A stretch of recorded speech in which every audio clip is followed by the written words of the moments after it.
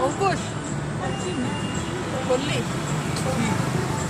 তুই তো সব জায়গায় গিয়ে করিস ঘরে যেটা করতেছিস বুঝেছিস এত দুঃখ কেন মনে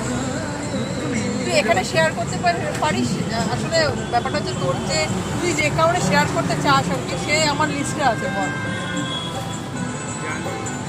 তোর রাগ করাটা ভীষণ স্বাভাবিক আমি আজকে ভিডিওতে বলছি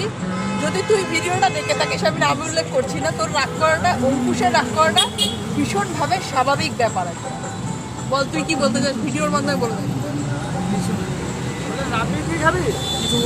অঙ্কুশ কিন্তু অ্যাকচুয়ালি ভীষণ ভালো ছিল এবং ভীষণ কেয়ারিং এটা আমি বুঝেছি আমি কি রাবড়ি না ওটা প্রচণ্ড মিষ্টি ওই আমি ঠিক খাবি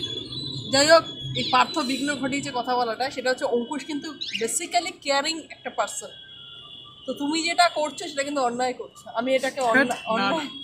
তোমার ওষুধ খাওয়া উচিত দেখো অঙ্কুশ কিন্তু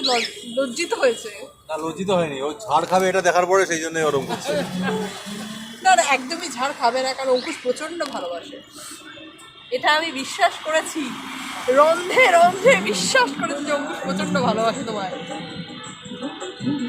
কিছু বলতে পারছে না কারণ অঙ্কুশ প্রচণ্ড ইমোশনাল হয়ে রয়েছে যাই হোক আমরা এখানে এন্ড করছি গুড নাইট